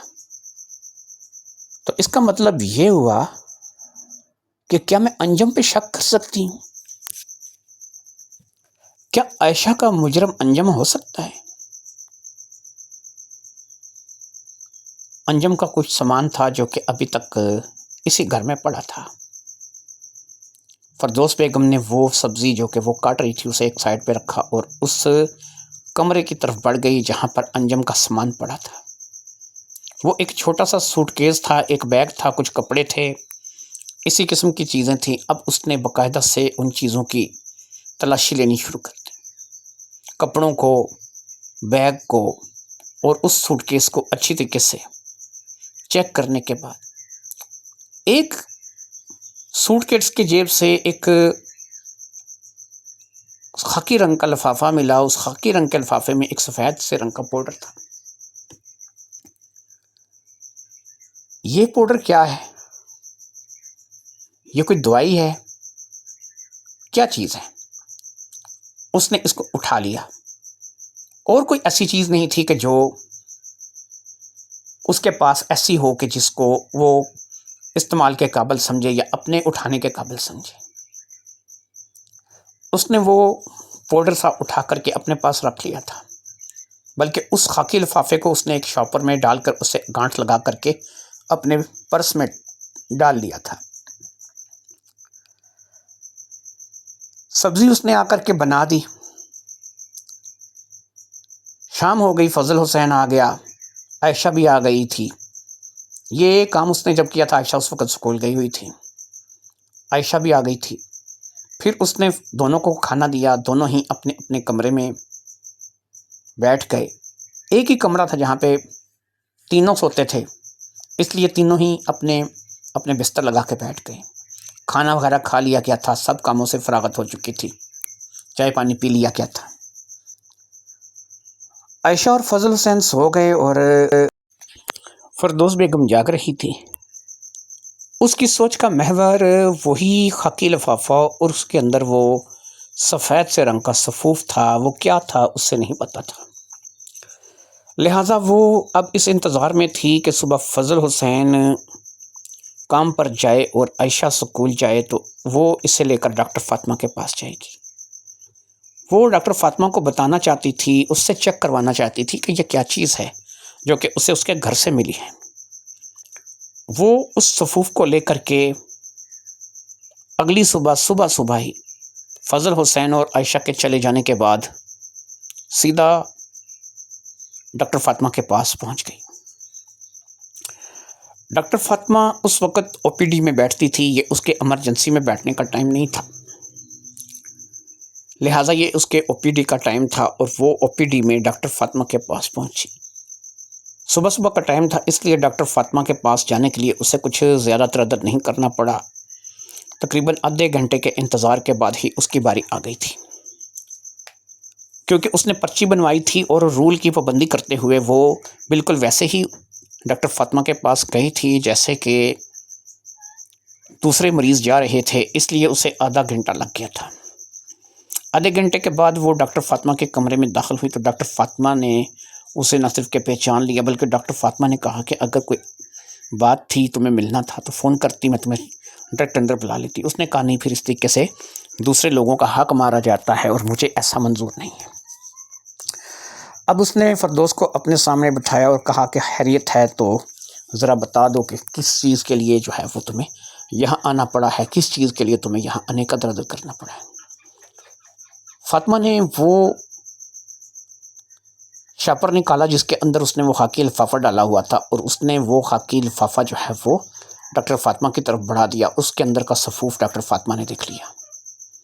اس کے پیچھے کی کہانی اس نے ڈاکٹر فاطمہ کو بتا دی۔ ڈاکٹر فاطمہ نے کہا کہ ٹھیک ہے، میں اس سے ٹیسٹ کروا لوں گی، تم ایسا کرو کہ تم گھر آ جانا رات کو، آج رات کو میں ایمرجنسی میں نہیں آؤں گی، تم رات کو مغرب کے بعد کوئی ٹائم نکال کے گھر آ جانا۔ فردوس نے کہا کہ مشکل ہے لیکن چلو میں کوشش کروں گی کہ اس بہانے سے آ جاؤں گی۔ ڈاکٹر فاطمہ نے کہا ٹھیک ہے، میں بھی اس کی رپورٹ لے لیتی ہوں اور جو بھی ہوگا پتہ چل جائے گا۔ اب فردوس بیگم گھر آ گئی اور گھر آ کر کے وہ اپنے روزمرہ کے کاموں میں مصروف ہو گئی۔ شام کو فضل حسین بھی آ گیا اور دوپہر کو عائشہ بھی آ چکی تھی۔ کسی قسم کا اس نے کسی کو کچھ پتہ نہیں لگنے دیا اور اسی طریقے سے معاملات جو ہیں وہ بڑھتے چلے گئے۔ رات کو مغرب کے بعد اب فاطمہ کے پاس جانے کے لیے کوئی نہ کوئی بہانہ گڑنا تھا، لہٰذا فردوس بیگم نے بہانہ گڑا اور اس نے اپنی ایک ایسی سہیلی کا جس سے کبھی اس کا تھوڑا بہت واسطہ تھا اور فضل حسین بھی اس کا نام جانتا تھا، اسے کہا کہ اس کی طبیعت تھوڑی خراب ہے، اگر آپ کہیں تو میں اس سے پوچھاؤں۔ فضل حسین گھر آ چکا تھا، اس نے کہا ٹھیک ہے چلی جاؤ پوچھاؤ، مجھے کوئی اعتراض نہیں ہے۔ لہٰذا اب فردوس بیگم نے فٹافٹ سے وہاں سے نکلی اور فاطمہ کے گھر کی طرف روانہ ہو گئی۔ فردوس بیگم فاطمہ کے گھر کی طرف روانہ ہو گئی۔ اب اسے بس یہ جاننا تھا کہ یہ جو صفوف ہے، یہ جو اسے ملا ہے، یہ کس کام آتا ہے اور اس کی کیا جو ہے اس سے کیا کیا جا سکتا ہے۔ لہٰذا فردوس بیگم جو ہے اس کوٹھی میں داخل ہو چکی تھی جس میں ڈاکٹر فاطمہ رہتی تھی۔ ڈاکٹر فاطمہ بڑی بے چینی سے فردوس بیگم کا انتظار کر رہی تھی اور جب فردوس بیگم ڈاکٹر فاطمہ کے پاس پہنچ گئی تو ڈاکٹر فاطمہ اسے لے کر کے ایک کمرے میں چلی گئی۔ وہاں پر جا کر کے اس نے کچھ کاغذ اٹھائے جس پہ وہ رپورٹ پڑھ رہی تھی، اور پھر رپورٹ پڑھنے کے بعد اس نے کہا کہ میں نے تمہارے سامنے رپورٹ ایک دفعہ پھر اس لیے پڑھی ہے کہ ایک دفعہ میں پھر تسلی کر لوں۔ یہ ایک ایسا سفوف ہے جس کا کوئی سواد نہیں ہوتا، کوئی ذائقہ نہیں ہوتا، پھیکا سا ہوتا ہے۔ اسے اگر آپ پانی، بوتل، شربت وغیرہ میں ڈال کر کے گھول کر کے کسی کو پلا دیں تو وہ شخص ہوتا تو ہوش میں ہے، لیکن 3-4 گھنٹے تک اس کے دماغ میں کچھ ایسی کیفیت ہو جاتی ہے کہ اگر آپ اس کے ساتھ کچھ بھی کریں گے تو اس سے 3-4 گھنٹے کے بعد اس وقت کے بارے میں کچھ بھی یاد نہیں رہے گا۔ شاید یہ ہی سفوف ہے جو کہ عائشہ پہ استعمال کیا گیا تھا، جس کی وجہ سے اس بیچاری کی یہ حالت ہوئی۔ اب فردوس بیگم نے کہا اس کا مطلب یہ ہوا کہ میرا شک صحیح نکلا۔ فاطمہ نے کہا کیسا شک؟ اب اسے انجم کے بارے میں بتا دیا۔ اس نے انجم کی موت کے بارے میں، اس کی اچانک صحت خراب ہونے لگی تھی، وہ ہڈیوں کا بالکل ڈھانچہ ہو گیا تھا، پھر ایک روز اسے پیٹ میں درد اٹھا اور وہ ہاسپٹل آنے سے پہلے ہی دنیا سے چلا گیا۔ یہ وہ باتیں تھیں کہ جو فردوس بیگم نے مکمل تفصیل کے ساتھ فاطمہ کو بتا دی۔ فاطمہ نے ان باتوں کو سنا اور کہا کہ ہاں یہ ہو سکتا ہے، کیونکہ یہ بھی ایک نشہ آور دوا ہی ہے جس سے 4-5 گھنٹے کے لیے ذہن خراب ہو جاتا ہے، بالکل ذہن معاف ہو جاتا ہے، اس کو پتہ ہی نہیں ہوتا بندے کو کہ وہ کہاں ہے، کیا کر رہا ہے۔ مجھے لگتا ہے کہ تمہارا بھائی بھی کوئی نشہ کرنے لگا تھا جس سے اس کی صحت اس قدر بگڑ گئی کہ وہ شاید اسی نشے کے چلتے دنیا سے بھی چلا گیا۔ یہ بالکل ہو سکتا ہے، لیکن بہرحال تمہیں بس یہی جاننا تھا نا کہ تمہارا مجرم کون ہے۔ یہ تو اب تمہیں یہ تو نہیں کہتے کہ وہی تھا، لیکن میرے خیال میں جو تمہیں اندازہ لگانا تھا، جو تم نے جس کسی بات کی تہ تک پہنچنا تھا، میرے خیال میں تم اس بات کی تہ تک پہنچ گئی ہو اور تمہیں تمہارا مجرم مل گیا ہے۔ فردوس بیگم نے کہا ہاں ٹھیک ہے، میں کبھی سوچ بھی نہیں سکتی تھی کہ میرا بھائی اس حد تک گر جائے گا۔ اب ظاہری بات ہے کہ فاطمہ کیا کہتی؟ فاطمہ نے کہا کہ یہ بات نہیں ہے، یہ جو نشہ چیز ہی ایسی ہوتی ہے کہ جب انسان کوئی کسی نشے میں لگ جاتا ہے تو وہ انسان کچھ بھی کر سکتا ہے، اس سے کچھ بھی جو ہے وہ توقع کی جا سکتی ہے، کوئی بھی کام وہ کر سکتا ہے، کیونکہ نشہ ایک اتنی بری چیز ہے۔ بس وہ اس نشے کے تحت چلتے ہو سکتا ہے کہ اگر وہ ہوش میں ہوتا تو وہ کبھی بھی اپنی بانجی کی طرف نہ بڑھتا۔ اس لیے اس نشے کے تحت، اس نشے کے چلتے اس نے ایسا قدم اٹھا لیا ہوگا۔ مر چکا ہے تو اس کے پیچھے بات کرنے سے کیا فائدہ؟ بہتر تو یہی ہے کہ اسے بھی معاف کر دو، ہو سکتا ہے اس وجہ سے وہ بیچارہ سختی میں ہو۔ فردوس بیگم کیا کر سکتی تھی؟ ایک طرف بھائی تھا اور دوسری طرف بیٹی کا رشتہ تھا، لیکن فاطمہ کی بات اس کے دل کو لگی تھی کہ ہو سکتا ہے کہ اس کام کی غرض سے وہ بیچارہ سختی بھگت رہا ہو، وہ کسی سختی میں مبتلا ہو، لہٰذا اب فردوس بیگم کا معاف کرنا ہی بنتا تھا۔ اس نے کہا کہ ٹھیک ہے، میں نہیں جانتی کہ وہ تھا یا نہیں تھا، لیکن میں نے اسے معاف کیا۔ اب فاطمہ نے کہا کہ ٹھیک ہے، تم جو ہے اب اگر رہنا چاہتی ہو یہاں پہ تو رہو، اور گھر واپس جانا چاہتی ہو تو جاؤ، کیونکہ پھر وہی تمہارے سر پہ تلوار لٹک رہی ہوگی کہ تمہارا شوہر بہت ظالم ہے اور وہ بہت غصہ کرنے والا ہے۔ فاطمہ نے کہا ہاں یہ تو ہے، بہت ہی بہانہ بنا کر کے نکلنا پڑا ہے، اپنی ایک سہیلی کے تکلیف کا بہانہ بنا کر کے آئی ہوں۔ فاطمہ نے کہا ٹھیک ہے، تم گھر کے لیے روانہ ہو جاؤ۔ اب فردوس وہاں سے نکلی، اس نے باقاعدہ ایک رکشہ رکوایا جو کہ اس کے گھر کی طرف جاتا تھا، اس نے رکشہ کر لی اور گھر کے لیے روانہ ہو گئی۔ فاطمہ جا چکی تھی اور فضل حسین کو اس بات کا اندازہ تھا کہ وہ جس سہیلی کا بول کر کے گئی ہے، اگر یہاں سے وہ گاڑی میں بیٹھ کر کے اس سہیلی کے گھر جائے گی تو اسے آدھا پونا گھنٹہ لگے گا، اور پھر اگر وہ اس کے پاس 1 گھنٹہ بیٹھ کر کے واپس آتی ہے تو تقریباً اسے 1 گھنٹہ وہاں پر بیٹھ کر کے پھر آدھا گھنٹہ اسے آنے میں بھی لگے گا۔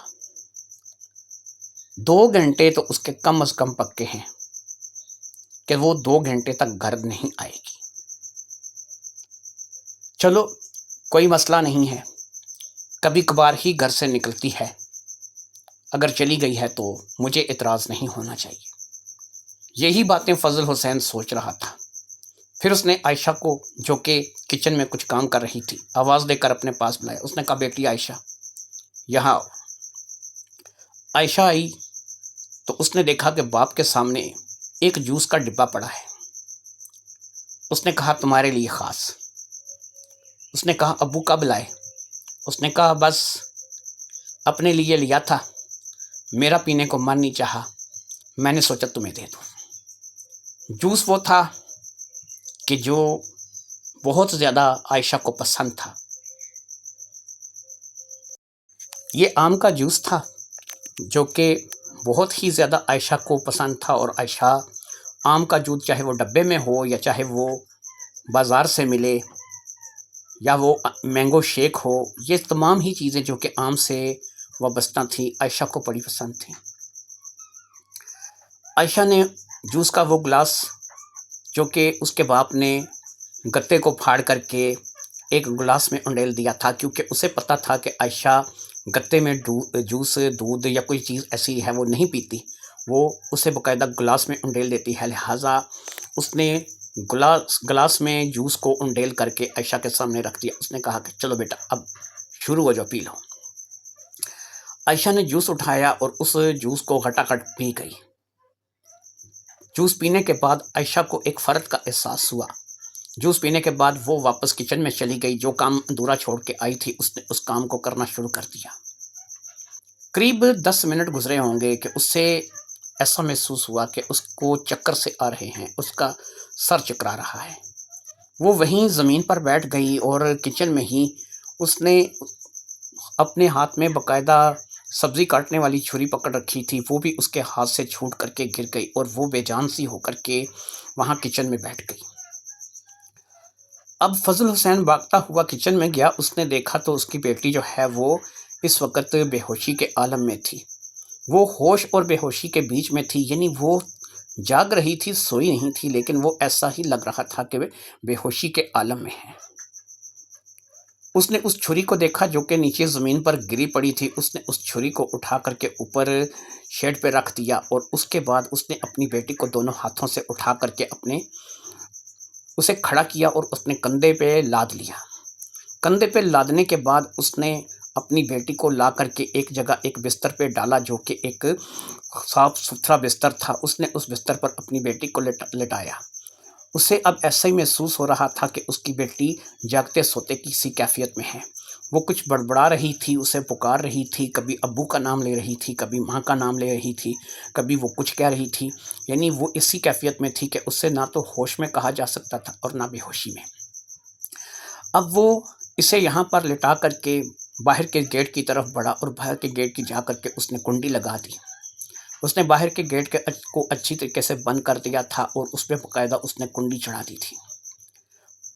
اس نے اندازہ لگا لیا تھا کہ اس وقت تک تو صرف اور صرف فردوس بیگم جو ہے وہ اپنی سہیلی کے گھر پہنچی ہوگی، یعنی کہ ابھی تو اسے یہاں سے گئے ہوئے آدھا پونا گھنٹہ ہوا تھا۔ ظاہری بات ہے کہ اسے سہیلی کے گھر میں بھی قریب 1 گھنٹہ لگے گا اور اس کے بعد وہ واپس آئے گی، یعنی 1.5 گھنٹے کا ایک طویل ٹائم تھا جو کہ فضل حسین کے پاس موجود تھا۔ اب فضل حسین باہر کا دروازہ بند کر کے اچھے طریقے سے مطمئن ہونے کے بعد نہایت ہی اطمینان کے ساتھ چلتا ہوا اپنے کمرے تک آیا۔ اس نے ایک جیب سے پڑیا سی نکالی اور اس پڑیا کو اس نے باقاعدہ ایک گلاس میں ڈالا، اس میں تھوڑا پانی ڈالا اور اس پڑیا کو اس نے پی لیا۔ اب وہ بھی ایک نشے کی، ایک سرور کی سی کیفیت میں تھا۔ اس سے ایسا لگ رہا تھا کہ وہ بالکل ہی ایک ایسی کیفیت میں چلا گیا ہے کہ اس سے اب ارد گرد کی کچھ ہوش نہیں ہے۔ وہ اس نشے کی پڑیا کو پی کر کے نشے میں جھوم رہا تھا، لہرا رہا تھا۔ لیکن اس کی وہ کیفیت نہیں تھی جو کہ عائشہ کے ساتھ تھی۔ وہ باقاعدہ ہر طرف سے سوچنے سمجھنے کی صلاحیت رکھتا تھا، اسے پتہ تھا وہ اس وقت کہاں ہے، اس کے سامنے کون ہے، وہ کس گھر میں موجود ہے، کون کون لوگ اس گھر میں موجود ہیں، وہ سب کچھ جانتا تھا، کون کون سی چیز کون کون سی جگہ پر پڑی ہے، اس لیے اسے کسی چیز کی پرواہ نہیں تھی۔ اب وہ سوئی ہوئی یا پھر کہہ سکتے ہیں کہ نیم بے ہوشی کے کیفیت میں موجود عائشہ کی طرف بڑھا۔ ایک ہاتھ بڑھا کر کے اس نے عائشہ کا دوپٹہ کھینچ کر کے دوسری طرف پھینک دیا تھا، اور پھر عائشہ کو اب اس نے بالکل بستر پر سیدھا لٹا لیا تھا۔ اسے اچھی طرح سے یاد تھا کہ وہ عائشہ کے ساتھ کئی بار پہلے بھی ایسا کر چکا ہے۔ وہ یہی دوائی اس کو دیا کرتا تھا جس دوائی کی وجہ سے وہ اپنے ہوش سے بیگانہ ہو جاتی تھی اور اسے کچھ یاد نہیں رہتا تھا۔ اس دوائی کا اثر 4-5 گھنٹے تک رہتا تھا، اور اسی کیفیت میں ظاہری بات ہے کہ اس کے 4-5 گھنٹے گزر جاتے تھے۔ جب اسے ہوش آتا تھا تو اسے کچھ پتہ نہیں ہوتا تھا کہ کیا اس کے ساتھ ہو چکا ہے۔ آج بھی اس کے ساتھ بالکل ایسا ہی ہوا تھا۔ اس نے اندازہ لگایا تھا کہ قریب 1.5 گھنٹے کا ٹائم میرے پاس موجود ہے، اور اس 1.5 گھنٹے میں کھل کھیل سکتا ہوں۔ مجھے کسی کی پرواہ نہیں ہے، کوئی گھر پہ موجود نہیں ہے، اور صرف یہی میرے پاس گھر میں موجود ہے، اور میں ہوں اور یہ ہے۔ اسی طریقے سے وہ اپنے کام میں مگن ہو گیا، اور پھر اس نے اپنا کام کر لیا۔ وہ اپنے کام سے فارغ ہوا، اور پھر اسی طریقے سے نشے میں جھومتا ہوا وہ ایک دوسرے بستر پر گر گیا۔ جس بستر کے اوپر اس وقت عائشہ سو رہی تھی، یا پھر عائشہ نیم بے ہوشی کے عالم میں تھی، وہ بھی اپنے ایک بستر پر تھی، اور یہ بھی ایک دوسرے بستر پر اسی چارپائی پہ آ کر کے گر گیا تھا۔ ابھی یہ اس چارپائی پہ آ کر کے گرا ہی تھا کہ باہر سے دستک کی آواز سنائی تھی۔ یہ دستک کی آواز ظاہری بات ہے کہ فردوس بیگم کے علاوہ کسی کی نہیں ہو سکتی تھی۔ اسے ایک دم سے احساس ہوا کہ 1.5 گھنٹہ گزر بھی گیا۔ خیر، یہ اسی طریقے سے نشے میں جھومتا ہوا، کیونکہ نشہ تو اس نے بھی شدید کر لیا تھا، باہر گیا، اور اس نے باہر جا کر کے دروازہ کھولنے سے پہلے پوچھا کون ہے۔ دوسری طرف سے فردوس بیگم کی آواز سنائی دی، میں ہوں۔ اب اس نے کہا کہ ٹھیک ہے، دروازہ کھولتا ہوں۔ اس نے دروازہ کھولا تو فردوس بیگم کو کچھ عجیب سا لگا۔ یہ سامنے ہی کھڑا تھا، لیکن یہ تھوڑا لڑکھڑا رہا تھا، ایسا لگ رہا تھا کہ جیسے یہ کسی نشے کی کیفیت میں ہے۔ اس نے فضل حسین کو آج تک ایسے نہیں دیکھا تھا۔ وہ پریشان ہو گئی۔ اس نے کہا کہ آپ کو کیا ہوا ہے، آپ کی طبیعت ٹھیک ہے؟ اس نے کہا ہاں، مجھے کیا ہو سکتا ہے، میں ٹھیک ہوں، آؤ اندر آ جاؤ تم بھی۔ اب وہ سہارا دے کر کے فضل حسین کو اندر تک لے کر کے آئی، اور اندر لا کر کے اس نے اس کمرے میں، جس کمرے میں اس وقت عائشہ نیم بے ہوشی کے عالم میں پڑی تھی، اس سے فضل حسین کو اس نے چارپائی پر بٹھا دیا۔ جیسے ہی اس نے فضل حسین کو چارپائی پر بٹھایا، اس کی نظر عائشہ پر پڑی۔ عائشہ اس وقت وہی نیم بے ہوشی کے عالم میں بڑبڑا رہی تھی۔ فردوس بیگم عائشہ کے پاس چلی گئی۔ اس نے دیکھا تو بستر کی چادر بے ترتیب ہو رہی تھی، عائشہ کے کپڑے بھی کچھ بے ترتیب ہی دکھائی دے رہے تھے۔ یہ سب کچھ دیکھ کر کے فردوس بیگم کا ماتھا ٹھنکا، اور اسے ایسا لگا کہ اسے شاید مجرم مل گیا ہے۔ اس نے شاید مجرم کو اب پہچانا تھا، جسے وہ مجرم سمجھ رہی تھی وہ مجرم نہیں تھا، مجرم اب پہچانا گیا تھا۔ وہ عائشہ کے پاس کان لے کر کے گئی، کیونکہ عائشہ بہت آہستہ آواز میں بڑبڑا رہی تھی۔ وہ سننا چاہتی تھی کہ عائشہ کیا کہہ رہی ہے، عائشہ کی کیا بات ہے، عائشہ کیا بات کرنا چاہ رہی ہے۔ لہٰذا جیسے ہی اس نے کان عائشہ کے بالکل قریب کیا، عائشہ کی بڑبڑاہٹ سنائی تھی، ابو نہیں کرے نا، ابو چھوڑ دو، ابو چھوڑ دو۔ اس کی یہی رٹ لگی ہوئی تھی کہ ابو نہیں کریں، ابو چھوڑ دیں، ابو مجھے کچھ نہ کریں، اب پتہ نہیں آپ کیا کر رہے ہیں، ابو مجھے کیا ہو رہا ہے۔ وہ یہی باتیں کر رہی تھی۔ یہ بات ظاہری بات ہے کہ فردوس بیگم کے اندر کے غصے کو جگانے کے لیے کافی تھی۔ ایک طرف شوہر تھا، ایک طرف بیٹی تھی۔ اسے پتہ چل چکا تھا کہ اس کی بیٹی کا اصل گنہگار کون ہے، اصل مجرم کون ہے۔ اس نے اس طرف مڑ کر دیکھا، وہ ابھی بھی نشے میں چارپائی پر بیٹھا لہرا رہا تھا۔ سمجھ نہیں آ رہی تھی کہ کیا ہے کیا نہیں ہے۔ وہ جلدی سے اٹھی اور اٹھ کر کے وہاں سے باہر نکل گئی۔ اس نے ایک نمبر ملایا تھا، یہ نمبر کسی اور کا نہیں، ڈاکٹر فاطمہ کا تھا۔ اس نے تھوڑے لفظوں میں ڈاکٹر فاطمہ کو ساری صورتحال سے آگاہ کیا۔ ڈاکٹر فاطمہ نے کہا کہ تم مجھے اپنے گھر کا صحیح طریقے سے بتاؤ، آدھے گھنٹے تک میں تمہارے گھر پہنچ جاؤں گی۔ آدھے گھنٹے تک ڈاکٹر فاطمہ آئی تھی، اور ڈاکٹر فاطمہ اکیلی نہیں آئی تھی، ڈاکٹر فاطمہ کے ساتھ باقاعدہ پولیس کی 2 گاڑیاں آئی تھیں۔ پولیس دندناتے ہوئے گھر کے اندر داخل ہوئی تھی، اور پولیس نے سب سے پہلے فضل حسین کو جا کر کے اپنے حراست میں لیا تھا۔ جو نشہ اس نے کیا تھا وہ اب بھی اسی نشے میں بہک رہا تھا، لیکن وہ ہوش میں اس قدر تو تھا کہ اسے صورتحال کا اندازہ ہو چکا تھا۔ اب ڈاکٹر فاطمہ، اس کے ساتھ آئی ہوئی مریم اور 1-2 شاید اور بھی لوگ تھے جو کہ ہاسپٹل کے سٹاف سے تھے، شاید ڈاکٹر فاطمہ انہیں خاص طور پہ ساتھ لے کر کے آئی تھی۔ وہ عائشہ کی طرف بڑھے۔ عائشہ اب بھی وہاں اسی بستر پر پڑی کچھ بڑبڑا رہی تھی۔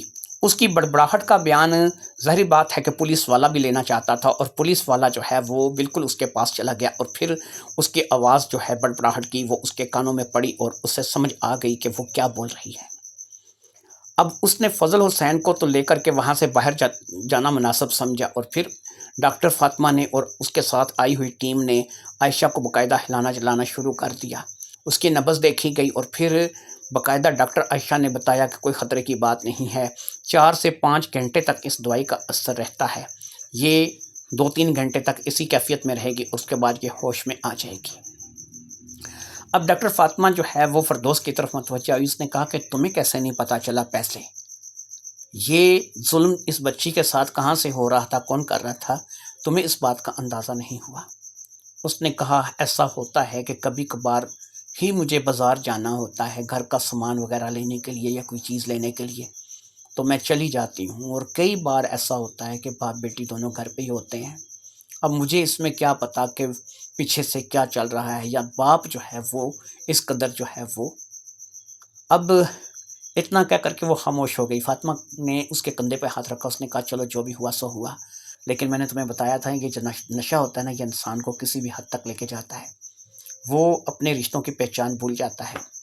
تیرا شوہر بھی نشہ کرتا ہے، شاید اس نے آج تک نہ تجھے بتایا ہے اور نہ ہی تجھے خود اس بات کا احساس ہے۔ ابھی وہ نشے کی کیفیت میں تھا کہ شکر ہے کہ تو بڑے وقت سے پہلے گھر آ گئی، تو نے آج اس سے بھی نشے کی کیفیت میں دیکھ لیا، اور تمہیں اپنی بیٹی کے راز کا بھی پتہ چل گیا کہ تمہاری بیٹی جو ہے وہ کس کے ظلم کا شکار ہوئی ہے۔ تمہارا بھائی بے قصور تھا، اس نے پتہ نہیں اس کے ساتھ کچھ کیا یا نہیں کیا، لیکن یہ شخص قصوروار ہے، اور جو کچھ بھی ہوا ہے اسی کی وجہ سے ہوا ہے۔ یہ تو اب لمبی جیل جائے گا، لیکن ظاہری بات ہے کہ تم دونوں ماں بیٹی اپنا گزارا کیسے کرو گی؟ تم دونوں کو میں اپنے ساتھ اپنے گھر لے جاؤں گی ہمیشہ کے لیے۔